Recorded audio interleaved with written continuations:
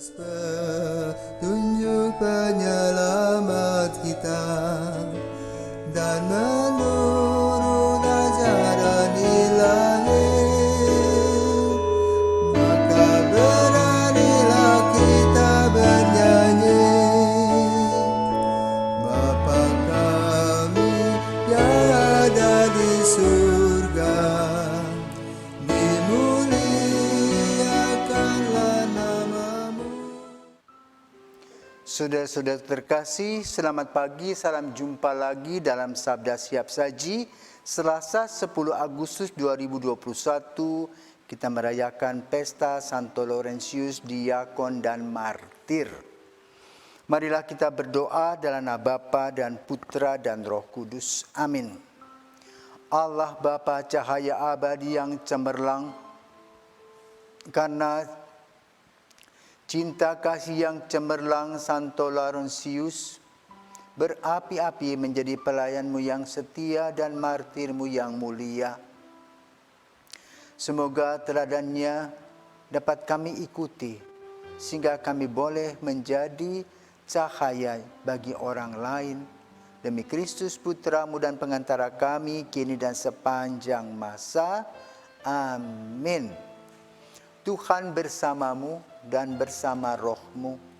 Inilah Injil Yesus Kristus menurut Yohanes, dimuliakanlah Tuhan. Yohanes 12 ayat 24 sampai dengan 26. Menjelang akhir hidupnya, Yesus berkata kepada murid-muridnya, "Jikalau biji gandum tidak jatuh ke dalam tanah dan mati, ia tetap satu biji saja. Tetapi jika mati, ia akan menghasilkan banyak buah. Barang siapa mencintai nyawanya, ia akan kehilangan nyawanya. Tetapi barang siapa tidak mencintai nyawanya di dunia ini, ia akan memeliharanya untuk hidup yang kekal. Barang siapa melayani aku, ia harus mengikuti aku. Dan di mana aku berada, di situ pun pelayanku akan berada. Barang siapa melayani aku, ia akan dihormati Bapa." Demikianlah Injil Tuhan, terpujilah Kristus.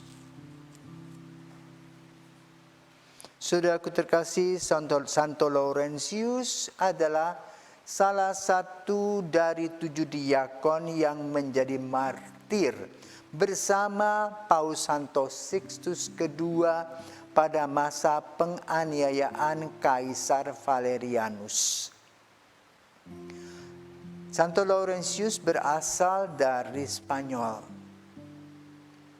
Apa tugasnya?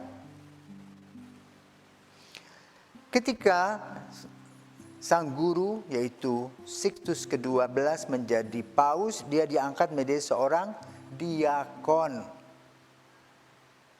Apa tugas diakon? Yang diberikan kepadanya adalah mengelola kas gereja dan membagikan dermaga bagi fakir miskin dan para janda seluruh kota Roma. Ia juga adalah pelayan paus dalam setiap upacara liturgi.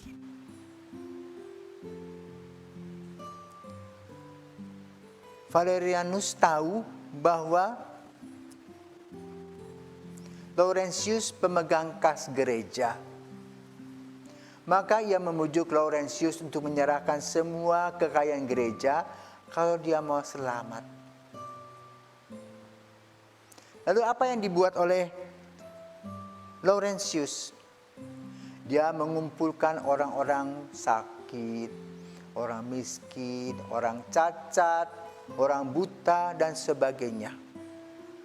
Dan berarak menuju kediaman raja. Dan dia mengatakan, "Tuanku, inilah harta kekayaan gereja yang saya jaga. Terima kasih. Dan peliharalah mereka dengan sebaik-baiknya." Apa yang dibuat oleh Laurentius membuat kaisar murka. Maka kemudian ditangkap, dipanggang hidup-hidup, Tetapi dia masih bisa mengatakan, kalau sudah di depan gosong, balikkanlah badan yang lain supaya bisa dipanggang.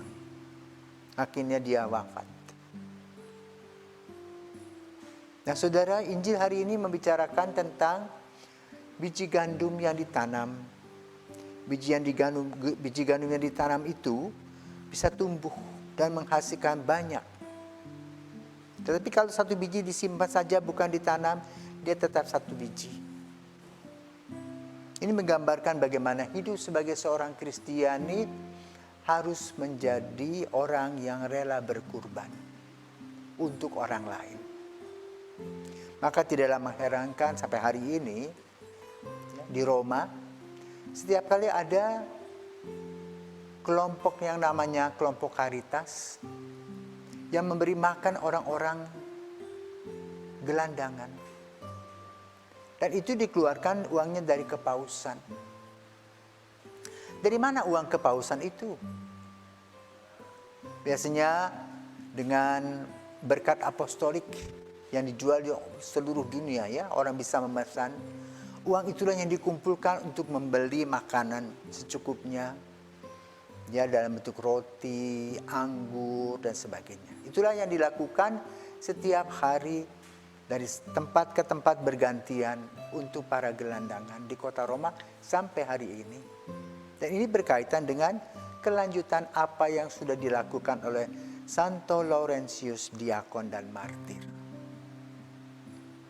Maka mari kita belajar dari orang kudus ini. Datang menjadi pelayan gereja betul dengan tangan bersih, pikiran bersih walaupun pegang uang. Dengan kejujuran, tidak memperkaya diri. Dan dengan kejujuran itulah dia mempertanggungjawabkan semuanya. Mungkin orang akan mengatakan dia menggunakan uang untuk begini, begitu biasa. Banyak tuduhan-tuduhan yang muncul. Tetapi Laurentius mengatakan tenang saja.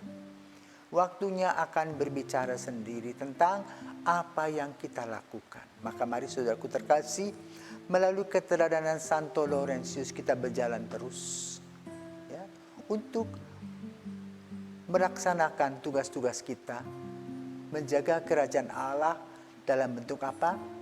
Umat, seperti yang disampaikan oleh Laurentius ketika dia diminta oleh sang kaisar uang-uangnya. Karena Valerianus itu ternyata mata uang. Dan dia memberikan kepada raja itu, kaisar itu adalah orang-orang miskin. Dan kita mempunyai tugas. Jangan kalau kita sudah bisa makan sendiri, perut kembung, kenyang sendiri, kita merasa bodoh. Dan itu merupakan dosa bagi kita. Mari kita belajar dari Santo Laurentius. Semoga Santo Laurentius mendoakan kami yang masih berjuang untuk bebaskan diri dari kungkungan harta dan uang serta kekuasaan. Selamat pagi.